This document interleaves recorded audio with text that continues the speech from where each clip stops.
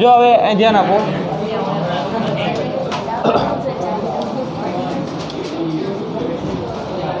પાસ્કલનો નિયમ આપણે છેલ્લે જોઈ ગયા।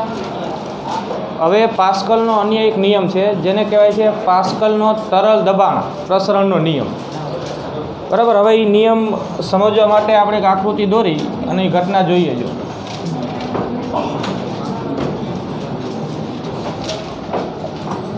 પાસ્કલનો તરલ દબાણ પ્રસરણનો નિયમ,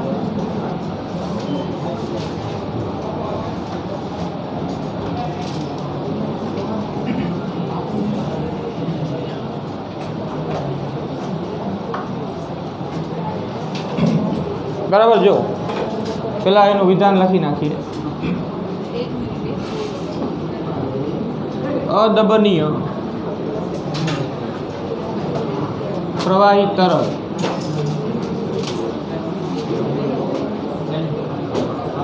बराबर। प्रवाही तरल है अदबनीय कहवाय। आपणे दबनीय ने अदबनीय अर्थ पण आगळ करी गया। अदबनीय प्रवाही तरल में कोई बिंदु पासे बळ लगाड़ी दबाण उत्पन्न करता, बराबर। बळ लगाड़ी दबाण उत्पन्न करो। जो दबाण उत्पन्न करवू होय प्रवाही तरल पर तो बळ छे सपाटी ने केवुं लागतुं होय, लंब। संपूर्ण रीते बळ सपाटी ने लंब लागे तो ई संपूर्ण बळ ई सपाटी पर दबाण उत्पन्न करवा माटे जवाबदार कहेवाय, बराबर।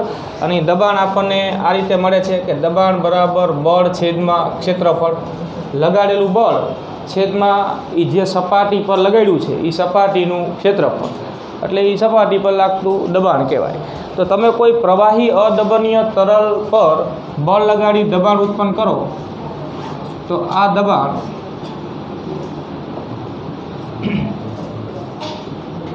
पात्र में दरेक स्थाने अने दरेक दिशा में घट्या वगर समान रीते प्रसरे छे, बराबर। घट्या वगर समान रीते प्रसरे छे अने दबाण छे ई जे ते पात्रमां पात्रनी दीवालने लंब लागे छे, बराबर। आपणे समजीए आखी वात। आ दबाण पात्रनी दीवालने लंब होय छे।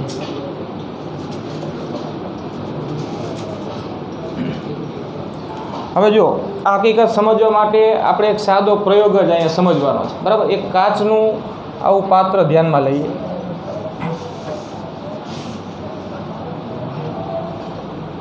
बराबर। आ काचनुं बनेलुं एक पात्र है।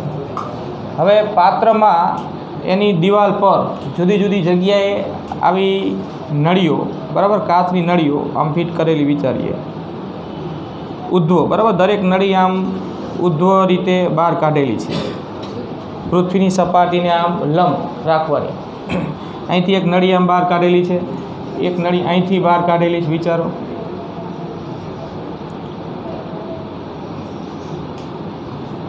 बीजी कोई नळी અહીંયાથી एक आम नळी विचारो।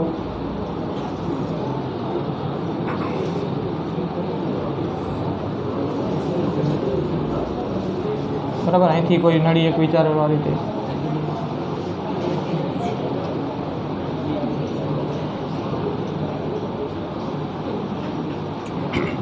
बराबर। पात्रनी दीवालमां आ रीते આવી ચારેક નળીઓ આપણે ફિટ કરી અને ઉધ્વ રીતે આમ બહાર કાઢેલી છે। આ પૃથ્વીની સપાટી ગણો, પાત્ર આ રીતે મૂકેલું છે। પાત્રની અંદર બરાબર રંગીન પાણી ભરી દઈએ। આપણે સરળતાથી પ્રવાહીની ઊંચાઈ જોઈ શકીએ એના માટે પાત્રની અંદર કોઈ રંગીન પાણી ભરેલું છે આ રીતે, બરાબર। ધારો કે અહીં સુધી પાણી આપણે ભરી દઈએ। અહીંયા એક પિસ્ટન છે। પિસ્ટન એટલે કે જેને તમે આ જે પાત્ર ની અંદર बराबर एनी आ दीवालों पर आम ऊपर नीचे सरकावी सको एवं एक पिस्टन गोठवेलू है।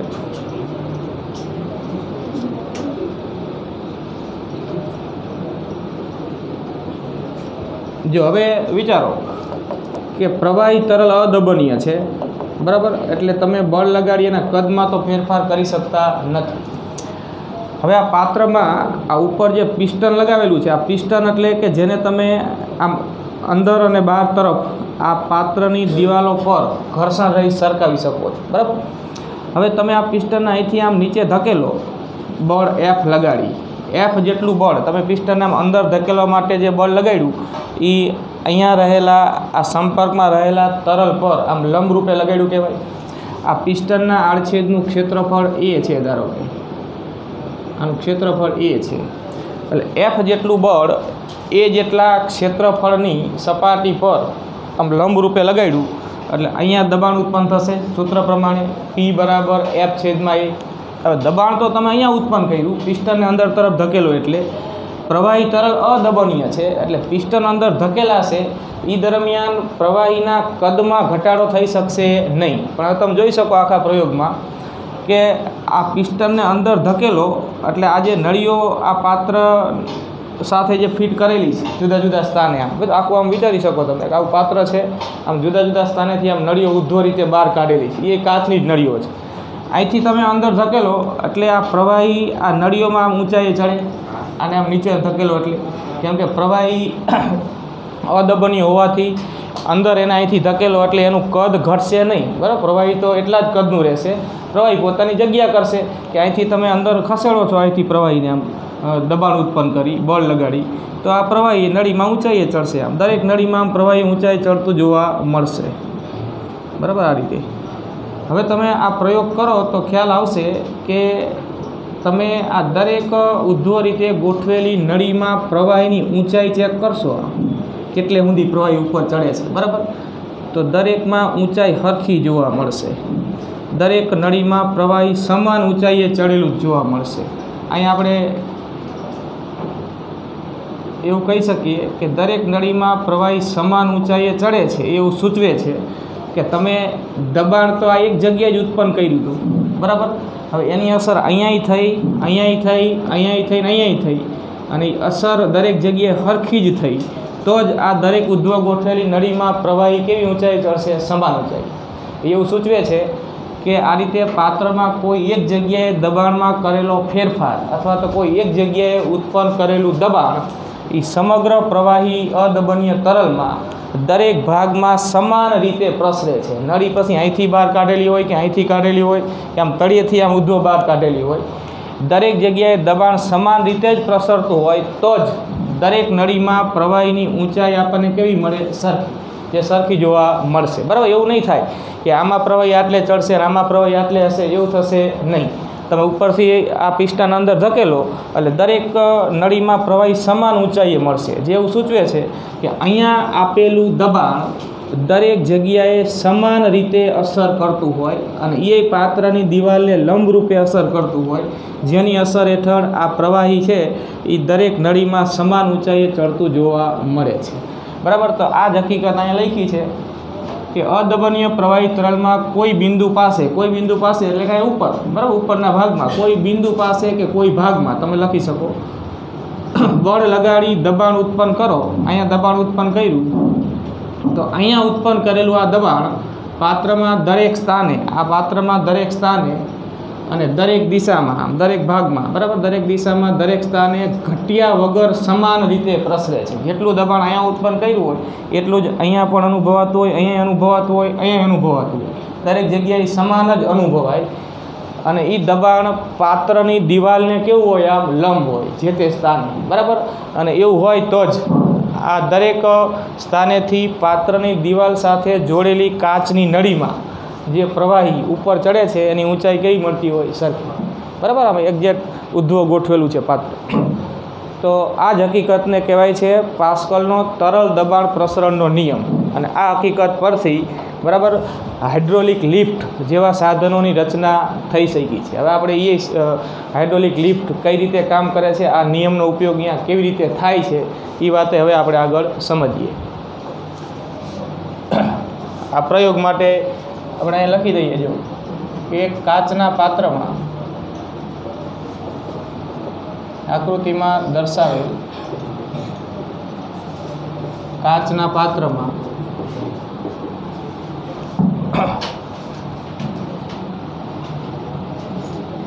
પિસ્ટનને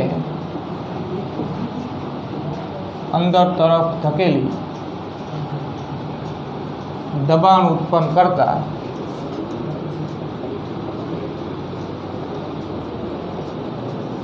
બરાબર, આ પિસ્ટનને અંદર તરફ ધકેલી દબાણ ઉત્પન્ન કરતા દરેક ઉધ્વ કાચની નળીમાં પ્રવાહી સમાન ઊંચાઈએ ચડેલું જોવા મળે છે.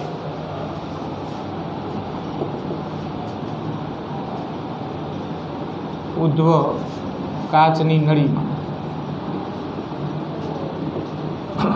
પ્રવાહી સમાન ઊંચાઈએ મળે છે. બરાબર, આ જ હકીકત સૂચવે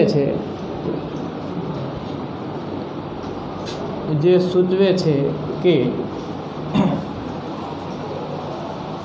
દબાણ દરેક દિશામાં દરેક સ્થાને સમાન રીતે પ્રસરે છે. બરાબર, અહીંયા જે દબાણ લાગુ પાડ્યું એ દબાણ અહીંયા એટલું જ, અહીંયા એટલું ને અહીંયા એટલું, તો જ આવું થાય કે દરેક નળીમાં પ્રવાહી સમાન ઊંચાઈએ ચડે. જો એવું હોત કે અહીંયા દબાણ વધારે અહીંયા ઉત્પન્ન કર્યું એ દબાણ અહીંયા નજીકમાં વધારે હોત ને દૂર ઓછું હોત, તો પછી એવું થાત કે આ નળીમાં પ્રવાહી વધુ ઊંચાઈએ મળે ને આ નળીમાં પ્રવાહી ઓછી ઊંચાઈએ મળે, પણ એવું થતું નથી. બરાબર, જે એવું સૂચવે છે કે સમગ્ર પાત્રમાં તરલ જ્યાં સુધી ભરેલું છે આખા પાત્રમાં, એ આખા તરલમાં એ દબાણની અસર જે એક જગ્યાએ ઉત્પન્ન કર્યું હતું ને એ બધી જગ્યાએની અસર કેવી છે? સરખી છે. એ પછી અહીંયા હોય, અહીંયા હોય, અહીંયા હોય કે અહીંયા હોય. બરાબર, આખા સમગ્ર તરલમાં દરેક ભાગમાં દરેક સ્થાને દબાણ સમાન રીતે પ્રસરે છે. આ જ હકીકતને કહેવાય પાસ્કલનો તરલ દબાણ પ્રસરણનો નિયમ. આપણે આ પ્રયોગમાં એવું જોવા મળે છે કે ઉધ્વ કાચની નળીમાં પ્રવાહી સમાન ઊંચાઈએ ચડે છે, જે સૂચવે છે કે પાત્રમાં દરેક સ્થાને દબાણ સમાન રીતે પ્રસરે છે. બરાબર, તો બસ આટલી જ વાત, આટલું લખી રાખો. અને હવે આ જ નિયમ પર આધારિત આપણે હાઇડ્રોલિક લિફ્ટની વાત કરીએ. રચના છે જેને આપણે હાઇડ્રોલિક લિફ્ટ કહેશું. બરાબર, ગેરેજમાં કે અહીંયા મોટા વાહનોને ઊંચકવા માટે આવી હાઇડ્રોલિક લિફ્ટનો ઉપયોગ થાય છે. તમે ઓછા પ્રયત્ન બળ વડે અમુક ભારે વાહનને ઉંચકી શકો છો. ગાડી છે એને આમ લિફ્ટ કરી શકાય છે. તો બરાબર, એ જે રચના છે આખી હાઇડ્રોલિક લિફ્ટ કહેવાય, કે જેમાં લગાડવું પડતું બળ ઓછું હોય છે જ્યારે આપણને અસરકારક બળ વધારે મળે છે. બરાબર, આખી ગાડી પણ કોઈ ઓછા સામાન્ય બળ વડે હાઇડ્રોલિક લિફ્ટ વડે ઊંચકી શકાય છે. તો એ પાસ્કલના તરલ દબાણ પ્રસરણના નિયમ પર જ કામ કરે છે. આપણે આકૃતિમાં એ રચનાની દર્શાવીએ. જો ખાલી રેખાકૃતિ અહીંયા દર્શાવવાની હોય. હાઇડ્રોલિક લિફ્ટમાં આવા બે નળાકાર પાત્રો હોય. આ એક બાજુ નળાકાર પાત્ર, આ બીજી બાજુ નળાકાર પાત્ર. બંને પાત્રો એકબીજા સાથે તળિયેથી આમ જોડાયેલા હોય અને અંદર ચોક્કસ પ્રકારનું અદબનીય તરલ ભરેલું હોય. બરાબર, ચોક્કસ ઓઇલ હોય અહીંયા. હવે અદબનીય તરલ છે, અદબનીયનો અર્થ તમને ખબર કે એ પાસ્કલના તરલ દબાણ પ્રસરણના નિયમનું પાલન કરશે. કોઈ એક જગ્યાએ તમે બળ લગાડી દબાણ ઉત્પન્ન કરો તો એ દબાણ આખા તરલમાં દરેક ભાગમાં દરેક સ્થાને દરેક દિશામાં સમાન રીતે પ્રસરશે. હવે એ જ સિદ્ધાંત પર આ રચના બનાવેલી છે. જો આ બાજુનું જે નળાકાર પાત્ર છે એ નાનું છે અને એનું આ પિસ્ટન છે, એના આડછેદનું ક્ષેત્રફળ A1 છે. એટલે આ નાનું પાત્ર, અહીંયા પિસ્ટન નાનું, એના આડછેદનું ક્ષેત્રફળ A1 નાનું. આ પ્રમાણમાં આના કરતાં મોટું પાત્ર છે. આ પાત્રમાં અહીંયા પિસ્ટન ગોઠવેલું હોય. બરાબર, અહીંયા આખું સ્ટેજ બનાવેલું હોય પિસ્ટનની ઉપર. પિસ્ટનની ઉપર જે વાહનને ઊંચકવાનું છે એ વાહન રાખી શકાય એવું સ્ટેજ બનાવેલું હોય. આ પિસ્ટન છે એના આડછેદનું ક્ષેત્રફળ વધારે છે, એને આપણે A2 કહી દઈએ. આના આડછેદનું ક્ષેત્રફળ A1 એના કરતાં ઓછું છે. બરાબર, હવે જો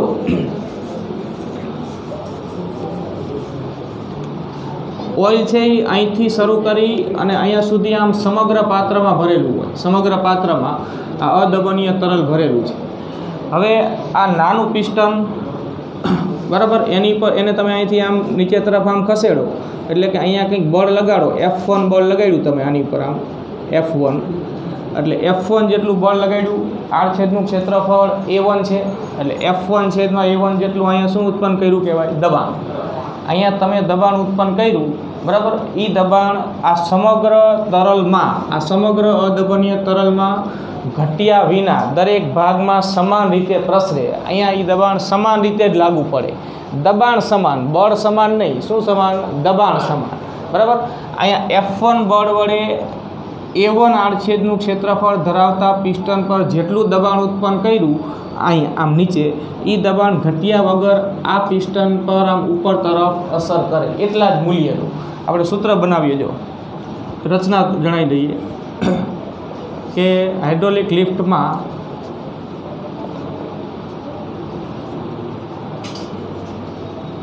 લિફ્ટમાં બે નળાકાર પાત્રો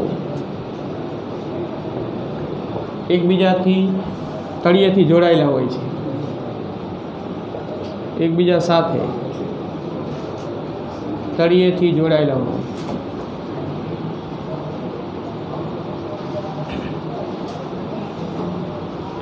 બરાબર. બંને પાત્રોમાં અદબનીય તરલ ભરેલું છે, બરાબર. એક જ હરખું પ્રકારનું અદબનીય પ્રવાહી તરલ, કોઈ ચોક્કસ પ્રકારનું ઓઇલ વપરાય અહીંયા, તરલ ભરેલું છે. નાના પાત્રના પિસ્ટનનું ક્ષેત્રફળ A1, નાના પાત્રના પિસ્ટનનું ક્ષેત્રફળ A1 અને મોટા પાત્રના પિસ્ટનનું ક્ષેત્રફળ A2 છે, બરાબર. અને આ પ્રમાણમાં ડિફરન્સ મોટો હોય, આ ખૂબ નાનું અને આ એના પ્રમાણમાં ખૂબ મોટું. મોટા પાત્રના પિસ્ટનનું ક્ષેત્રફળ A2 છે. બેનો સંબંધ લખીએ તો એમ લખાય કે A1 A2 છે. A1 ઓછું છે ને A2 એના કરતાં પ્રમાણમાં મોટું છે. આ ખૂબ નાનું ના એના પ્રમાણમાં મોટું, બરાબર. બે વખત આમ લેસ દેન કર્યું એનો અર્થ કે ડિફરન્સ મોટો છે. હવે જો નાના પિસ્ટન પર બળ F1 લગાડો એટલે નાના પિસ્ટન પાસે આપણે તરલમાં ઉત્પન્ન કરેલું દબાણ F1 છેદમાં A1 થશે, બરાબર. એ દબાણનું સૂત્ર આપણે લખીએ કે નાના પાત્રના પિસ્ટન પર બળ F1 લગાડી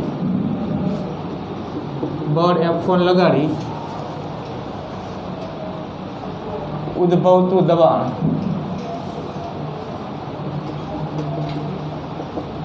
લગાડતા ઉદ્ભવતું દબાણની મૂળ વ્યાખ્યા પ્રમાણે દબાણ બરાબર બળ છેદમાં ક્ષેત્રફળ.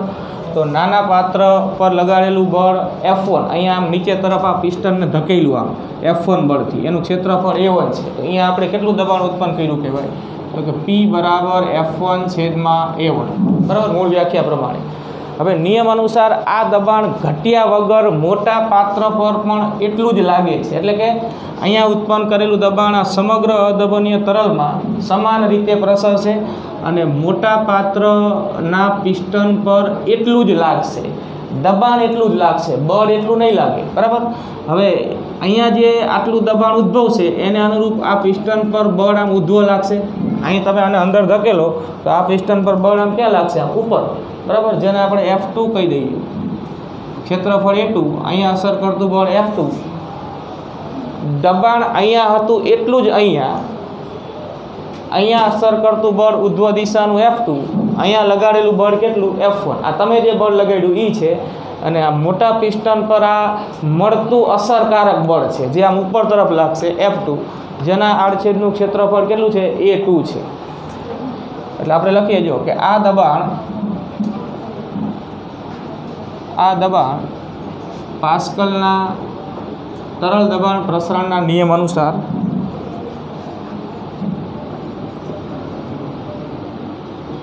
તરલ દબાણ પ્રસરણના નિયમ અનુસાર મોટા પાત્રના પિસ્ટન પર ઘટ્યા વગર આટલું જ લાગશે, આટલું જ, બરાબર, આટલું જ લાગશે, દબાણ એટલું લાગશે. હવે દબાણ એટલું જ લાગશે, પણ બળ જે લાગશે એ હરખું નહીં. બળ હરખું એવી વાત નથી. નિયમમાં શું કહે છે કે દબાણ એટલું અસર કરે, જેટલું અહીંયા ઉત્પન્ન કર્યું ને એટલું અહીંયા. હવે એ દબાણને અનુરૂપ આની પર લાગતું બળને આપણે F2 કહી દઈએ. મોટા પાત્રના પિસ્ટન પર બળ F2 મળે તો દબાણ કેટલું થાય? તો કે દબાણ તો અહીંયા P હતું તો અહીંયા P જ થાય, પણ અહીંયા આડછેદનું ક્ષેત્રફળ બદલાઈ ગયું તો બળ પણ બદલાઈ ગયું. તો અહીંયા જે તમને દબાણ આમ અસર ઉપર કરશે એ અહીંયા લગાડ્યું એટલું જ, પણ એને અનુરૂપ બળ F2, કેમ કે આડછેદનું ક્ષેત્રફળ હરખું નથી. અહીંયા A2 છે તો A2 ને અનુરૂપ બળ F2. તો હવે અહીંયા જે દબાણ આમ ઉપર તરફ લાગે એ આટલું જ, પણ આ દબાણનું સૂત્ર અહીંયા બળ અને અહીંયા આડછેદના ક્ષેત્રફળ પ્રમાણે લખવાનું કે બળ F2 અને આડછેદનું ક્ષેત્રફળ A2, બરાબર. નિયમ અનુસાર આ બે કેવા? સરખા. દબાણ હરખું, બળ હરખું નહીં.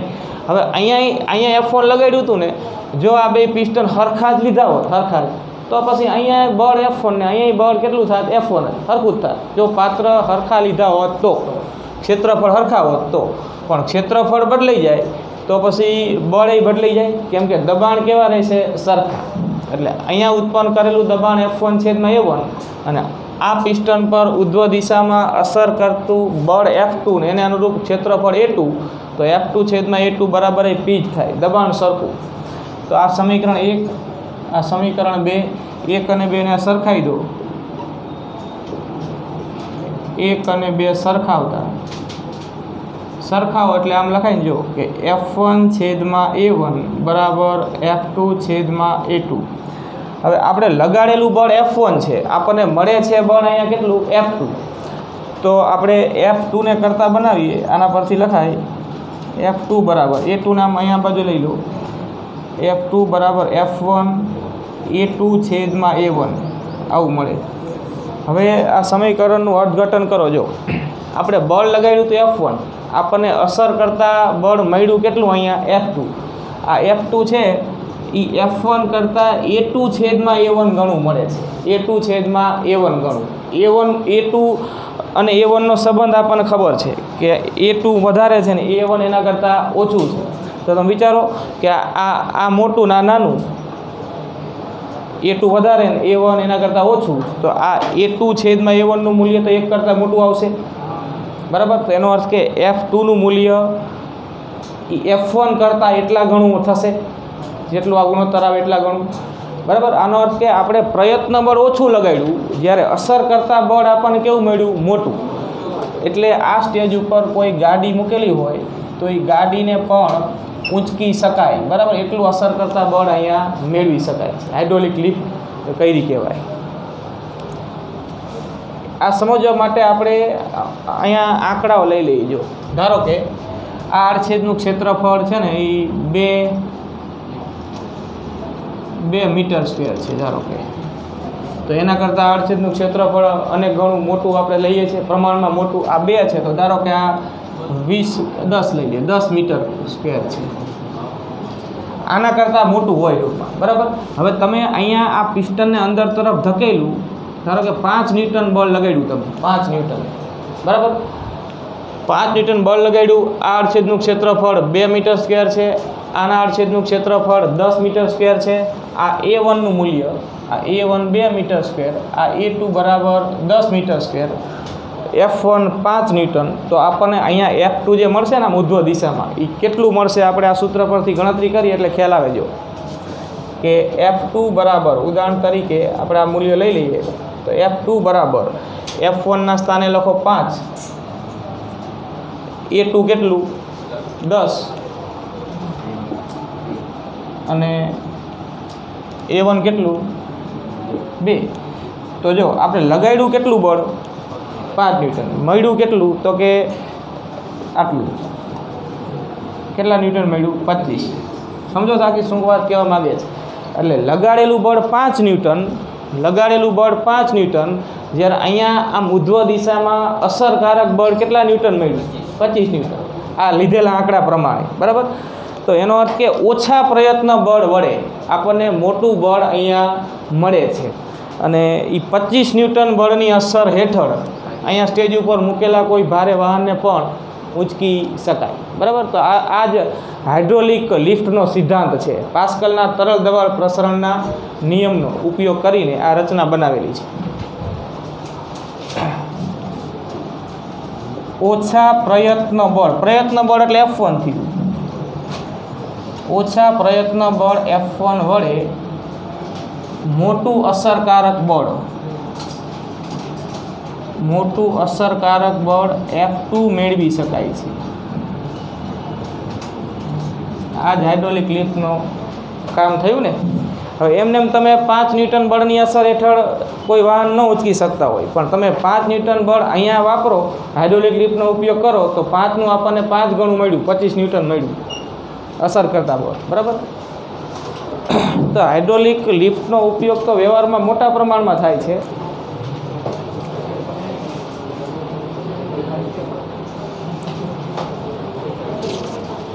ઉદાહરણ 1 ને 2 જ કર્યા હતા ને આપણે, તો એ પહેલાં ત્રીજું ગણી નાખીએ. ઉદાહરણ 10.3 જે આની પહેલાંના હકીકતનું છે, આના પરથી દાખલાઓ છે એ આપણે આના પછી લઈશું. ઉદાહરણ 10.3 જુઓ. રકમ જુઓ બુકમાં. દરિયાની સપાટી આગળ વાતાવરણની ઘનતા 1.29 કિલોગ્રામ પર મીટર ઘન છે. એટલે વાત આવી છે જો કે આ દરિયાની સપાટી, આકૃતિ તમારે દોરવાની જરૂર નથી, સમજવા માટે ખાલી વિચારીએ આપણે. આ દરિયાની સપાટી છે. હવે દરિયાની સપાટી પરથી આ વાતાવરણ ચાલુ થઈ જાય, હવા, વાતાવરણ. આ દરિયાની સપાટીએ વાતાવરણની ઘનતા, એટલે કે જે વાયુ છે અહીંયા એની ઘનતા, હવાની ઘનતા આપણે કહીએ. અહીંયા હવાની ઘનતા લેવાની છે 1.29 કિલોગ્રામ પર મીટર ઘન, બરાબર. હવે પ્રશ્ન શું કર્યો છે જો, તો કે ઊંચાઈ સાથે એમાં ફેરફાર થતો નથી એવું આપણે ધારી લઈએ. એટલે કે અહીંથી જેમ જેમ ઊંચાઈ જતા જઈએ તેમ તેમ ઘનતા આટલી જ રહે છે હવાની, બહુ ફેરફાર નથી થતો. તો વાતાવરણ કેટલી ઊંચાઈ સુધી વિસ્તરેલું હશે? પ્રશ્ન એવો છે. દરિયાની સપાટીથી જે વાતાવરણ છે એ કેટલી ઊંચાઈ સુધી હશે એવો પ્રશ્ન છે. તો દરિયાની સપાટીથી ધારો કે વાતાવરણ h ઊંચાઈ સુધી પ્રસરેલું છે, h ઊંચાઈ સુધી, તો ઊંચાઈ h આપણે શોધવી છે. અહીંયા આપણે આ હવાનો તરલ સ્તંભ કહેશું, h ઊંચાઈનો હવાનો તરલ સ્તંભ જે દરિયાની સપાટી ઉપર, બરાબર છે, અને આ h આપણે શોધવું છે. આપણે અહીં ધારી લઈએ, ધારો કે વાતાવરણ દરિયાની સપાટીથી h ઊંચાઈ સુધી વિસ્તરેલું છે. ધારો કે વાતાવરણ દરિયાની સપાટીથી h ઊંચાઈ સુધી વિસ્તરેલું છે.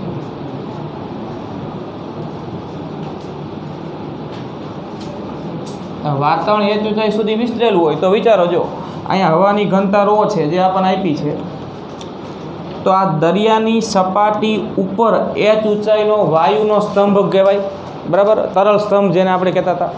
તરલ સ્તંભ પ્રવાહીનો પણ અને વાયુનો પણ, બેયને આપણે રોજીય સૂત્ર તો લાગુ પાડી શકીએ. તો પ્રશ્ન છે કે એ વાતાવરણની ઊંચાઈ કેટલી, તો આપણે અહીંયા રોજીય સૂત્રનો જ ઉપયોગ કરીએ. જો દરિયાની સપાટીએ વાતાવરણ દ્વારા જે દબાણ ઉદ્ભવે એને આપણે વાતાવરણ દબાણ કહીએ છીએ. એ અચળાંક આપણને ખબર છે. એટલે અહીંયા જે દબાણ ઉદ્ભવશે ને આ h ઊંચાઈના વાતાવરણના કે હવાના સ્તંભ વડે, એને આપણે કહીએ છીએ વાતાવરણ દબાણ. વાતાવરણ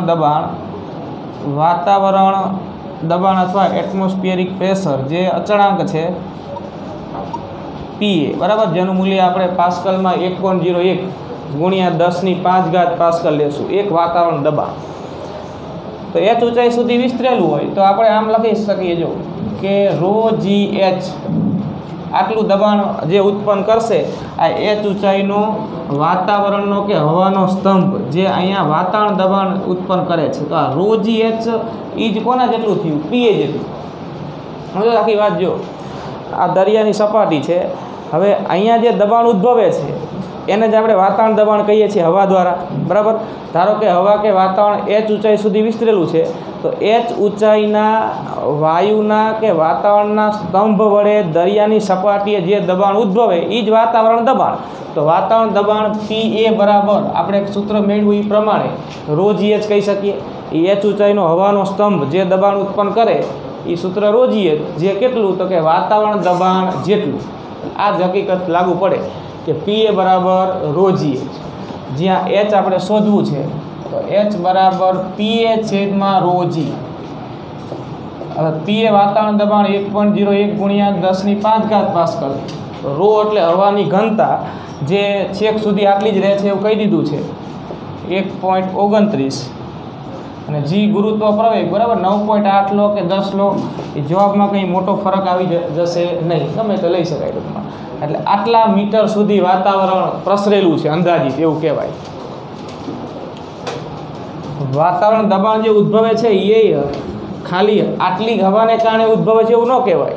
હા, જેટલી ઊંચાઈ સુધી હવા વિસ્તરેલી છે એ દરિયાની સપાટીએ દબાણ ઉત્પન્ન કરે એને જ કહેવાય વાતાવરણ દબાણ. જે આટલું છે અને આપણે જે સૂત્ર બનાવ્યું તરલ સ્તંભનું દબાણ તો અહીંયા પીએ બરાબર રોજી એચ થાય હવાનો સ્તંભ. તો આપણને આ રીતે એચ મળે ને સપાટીથી કે દરિયાની સપાટીથી આશરે આટલી ઊંચાઈ સુધી વાતાવરણ પ્રસરેલું છે એમ કહેવાય. તમે અહીંયા 10 મૂકો તોય ચાલશે બરાબર. જે તમે 10 મૂકો તો છેલ્લા આંકડામાં થોડોક ફરક આવે એનાથી કંઈ એ જવાબ ખોટો ન ગણાય જે લખો એ. એટલા મીટર થાય 79 89